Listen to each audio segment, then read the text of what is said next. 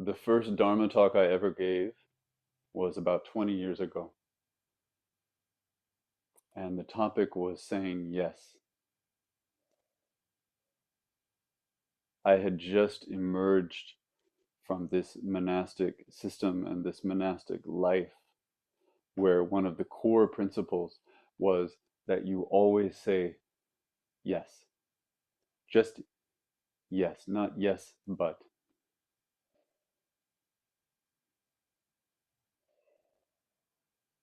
Sometimes it was being told to stand over there or to hold your body like this or to never do that thing again. And you would just say yes.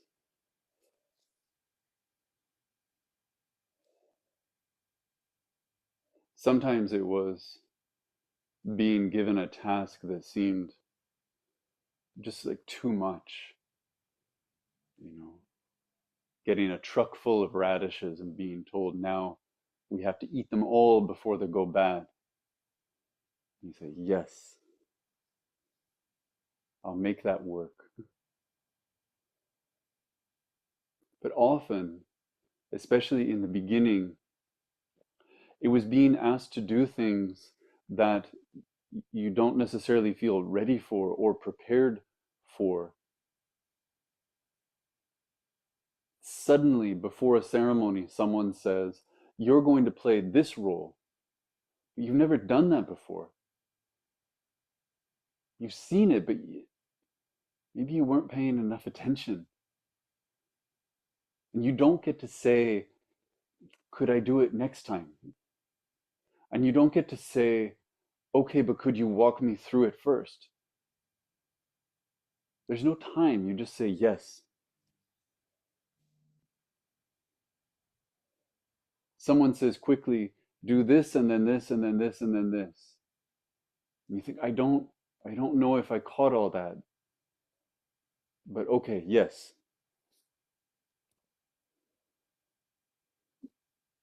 It's so counterintuitive that they have to make it a rule. They have to spell it out. This is how you're going to respond. And even in that moment, you want to say, yes, but what about when I really, really don't know what to do? What about when I'm really, really not the right person for this task? You can't say that. You just say yes.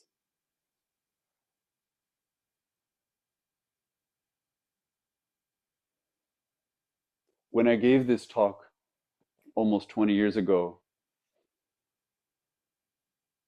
I discovered a few months later that there had been some misunderstanding about it, and that some of the people who listened had taken it to mean that they were supposed to say yes to me, that whatever I said, that was how it was going to be. And I understand that because I think when I was a young monk, I had the same idea. There was a hierarchy, there was a kind of efficiency in play. And my initial understanding was I'm just not getting in the way of it. I'm going to be a good cog in that machine. I'm going to try not to make trouble.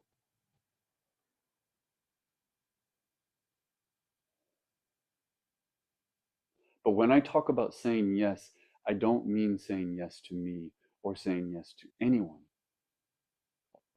Saying yes means saying yes to this moment, to what this moment is asking. Not what someone is demanding, but what is needed.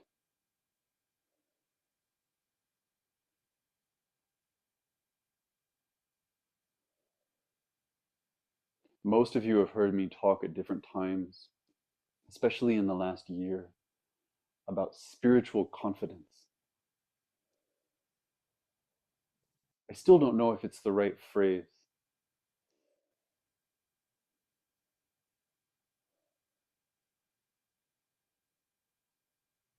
Dogen has another phrase. He speaks to resolute stability.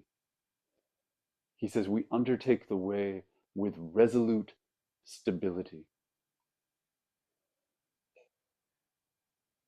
That there's this aspect of agreeing to this and then not moving from where we are.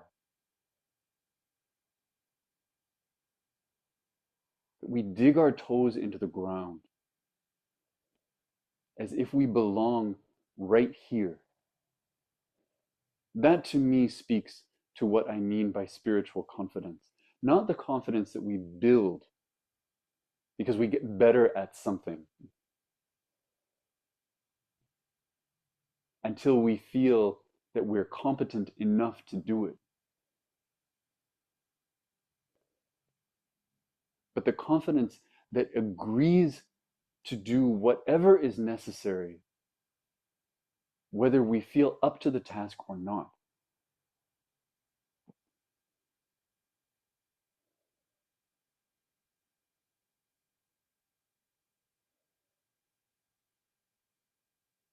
I have tried to practice this for the last 20 years, and I've had varying success. Sometimes it feels too hard. There have been times along the way when I have been asked to step into different roles, into different leadership positions,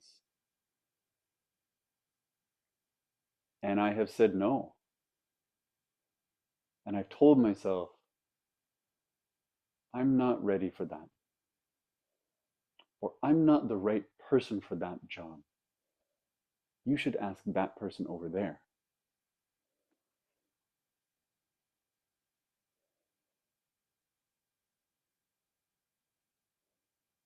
But recently I'm trying to find my way back to yes.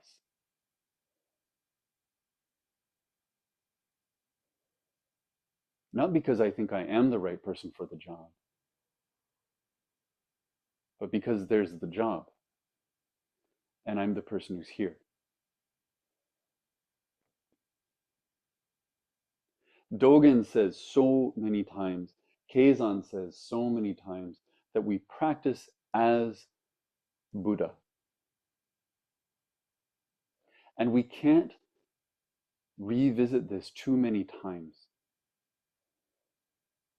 What does it mean to practice as Buddha?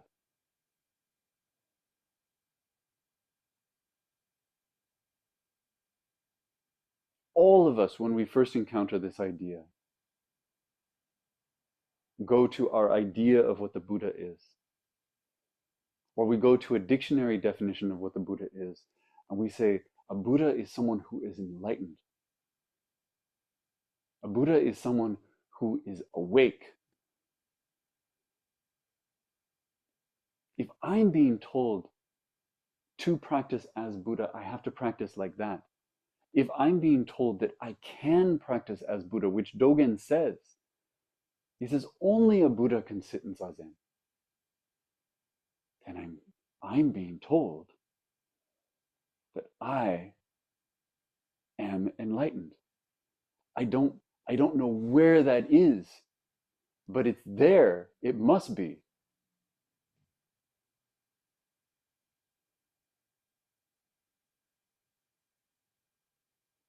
I go looking for that, or I try to put that on. Oh, there's a part of me I didn't know about. Part of me that knows something that I don't know I know.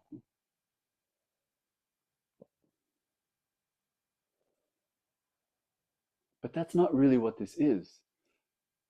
In this tradition, when we talk about Buddha, we're talking about a kind of endpoint.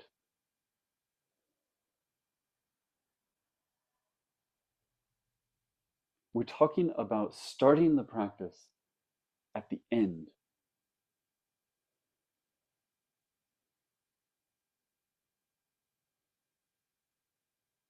Not as someone who is trying to become something, not as someone who is trying to attain something,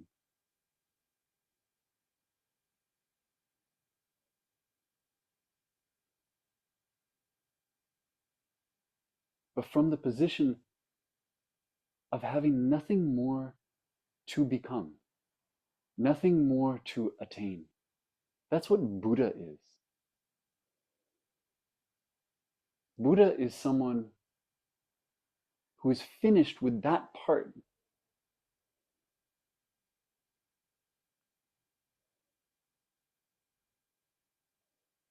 The Buddha doesn't say, oh, I'm not ready for that, whatever that is. Because the Buddha has already done all the preparation that can be done. And the Buddha doesn't say, I'm not the right person for that job. Because the Buddha is the Buddha. Who else is the right person for the job? And so a Buddha in this tradition doesn't really necessarily mean someone who has attained something or sees something or is enlightened. A Buddha is someone who has no excuses. They can't say, no, no, not yet.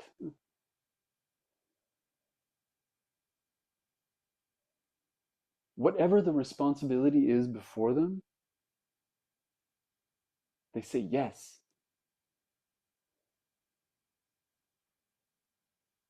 Because who else will pick it up?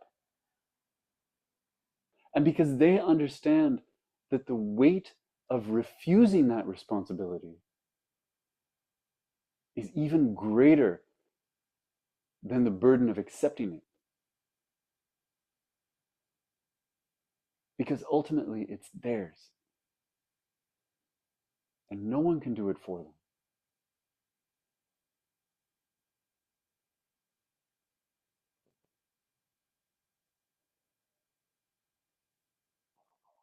This is on my mind as we approach these ceremonies we're going to do in June.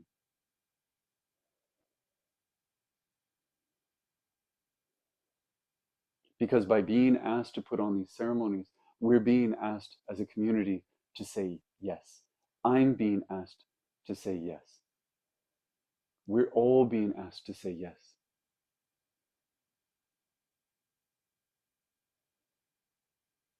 This is a really important point.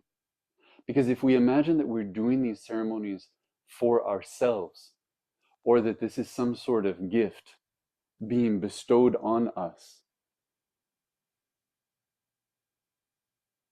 by all these people who are coming from all over the world,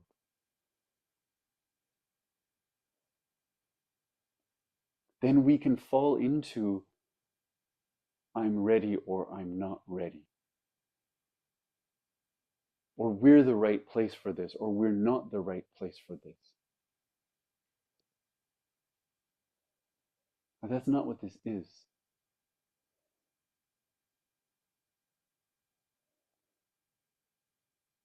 These ceremonies signify a kind of willingness to hold the tradition, not for us, but for everyone.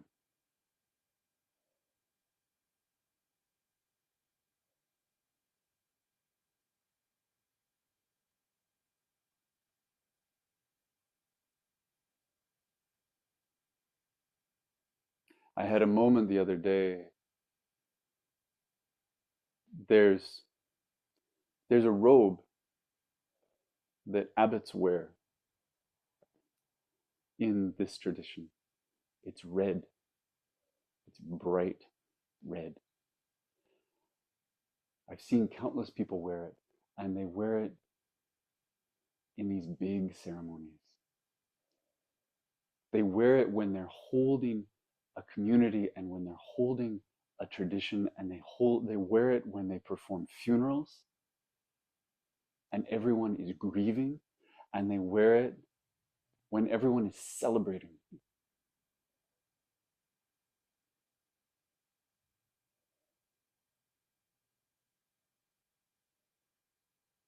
means something. I never really thought I would wear that robe. It never really appealed to me, and in fact, I would make jokes about it because it's so bright, it's like a traffic cone. But I received one as a gift for these ceremonies in June when I will be expected to wear that robe. And it was a robe that belonged to someone else, and I needed to know if it would fit, so I put it on. And I looked in the mirror and I saw myself. And I realized as I saw myself in this robe that when I show up in June with all of you wearing that robe, that is me saying yes. Not because I'm the right person for that role, not because I know how to do it,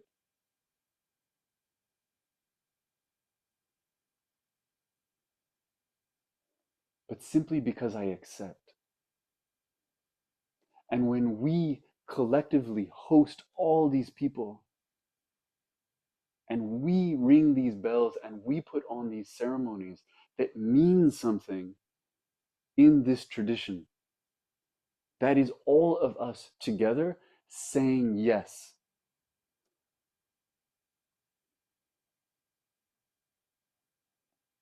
Signaling that we are a community that says yes.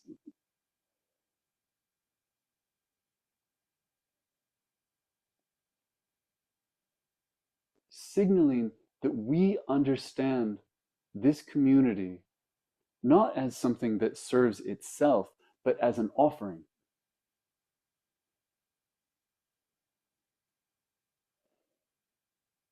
We don't have to know exactly what shape that will take. And we don't have to be so sure of ourselves in terms of our capacity or our skill. We just have to agree to it. To sit in that resolute stability of yes.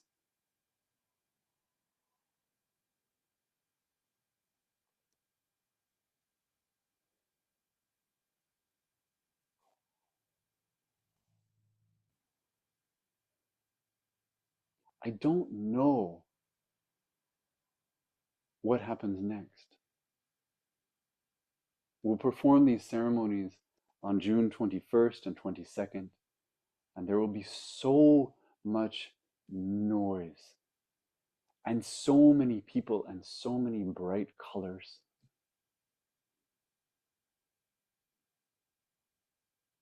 It will be like a bomb went off. And the next day, the tents will come down and people will fly home, and we will be left sitting here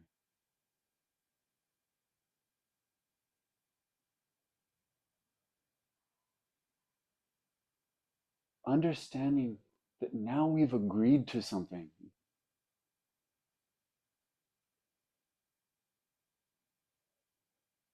And understanding that we can't put it down.